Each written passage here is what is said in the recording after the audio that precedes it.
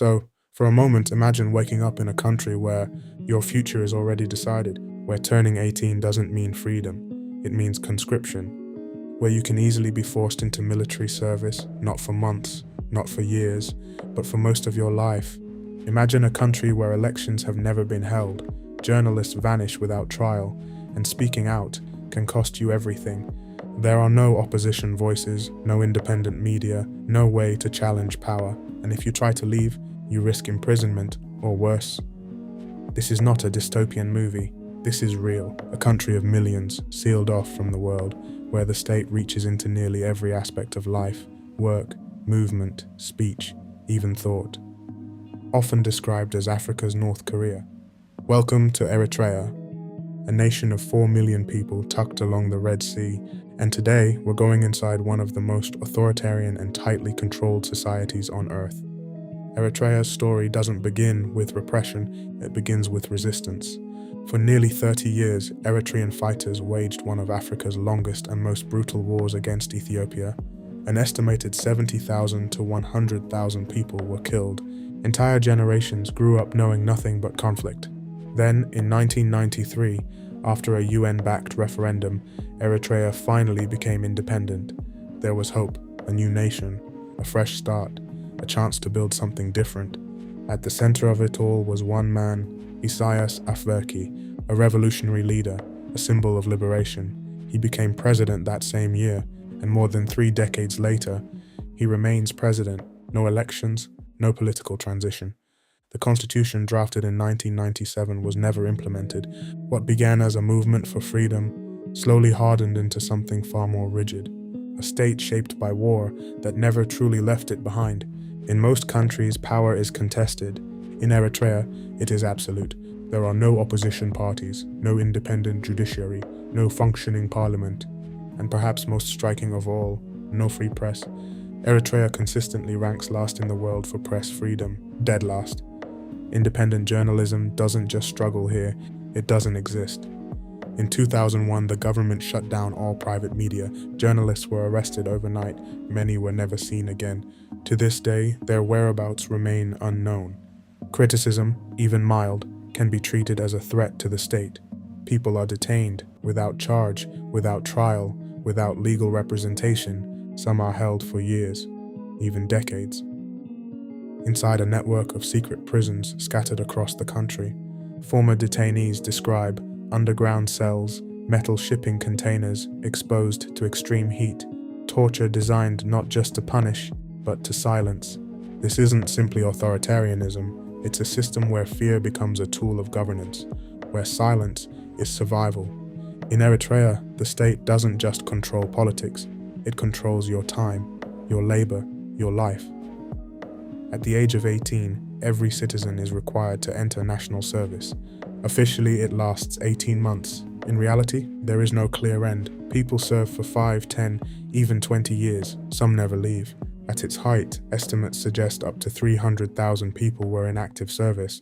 In a country of just a few million, that's an extraordinary level of militarization. But this isn't just about defense. Conscripts are often assigned to construction projects, agriculture, and state-owned industries, earning as little as $30 a month, unable to resign, unable to refuse. Human rights organizations, including Human Rights Watch, have described this system as forced labor on a national scale. Across the country is a generation caught in limbo, not quite soldiers, not quite civilians, just controlled. And in a system like this, the boundary between state and individual begins to disappear.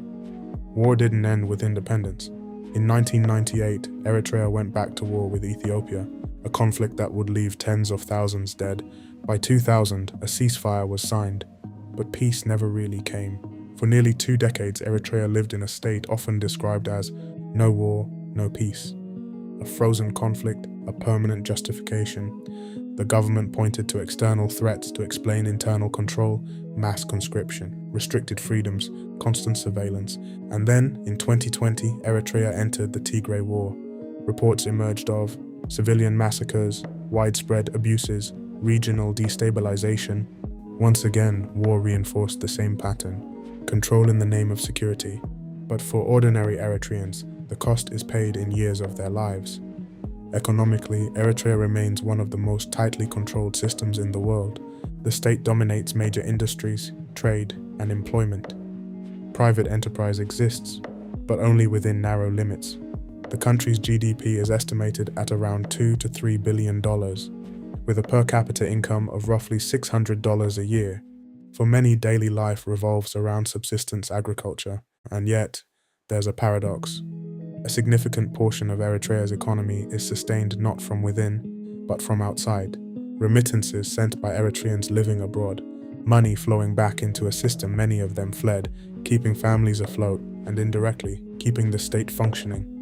Eritrea's control is not only internal, it extends outward, limiting access, influence, and engagement with the rest of the world. It is one of the most isolated countries on earth. Foreign journalists are rarely allowed in. NGOs operate under strict constraints.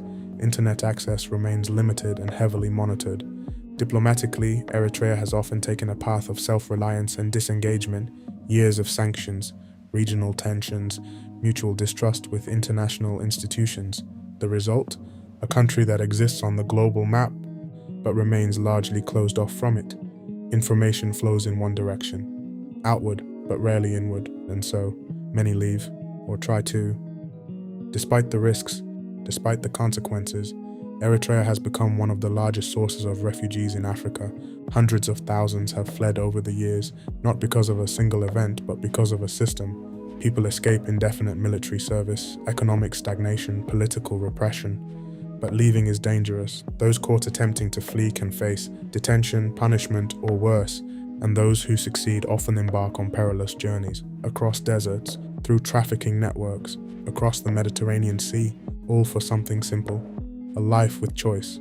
Although Eritrea is often called Africa's North Korea, labels can only go so far, because behind the comparisons are real people, millions of them, living within a system that touches nearly every aspect of their lives. A country shaped by war, sustained by control, and defined in many ways by what it does not allow: freedom of speech, freedom of movement, freedom to choose. And yet, despite it all, life goes on, quietly, carefully, and persistently. This is Eritrea, a country frozen in time, a nation shaped by war, and a system that survives by controlling every aspect of life.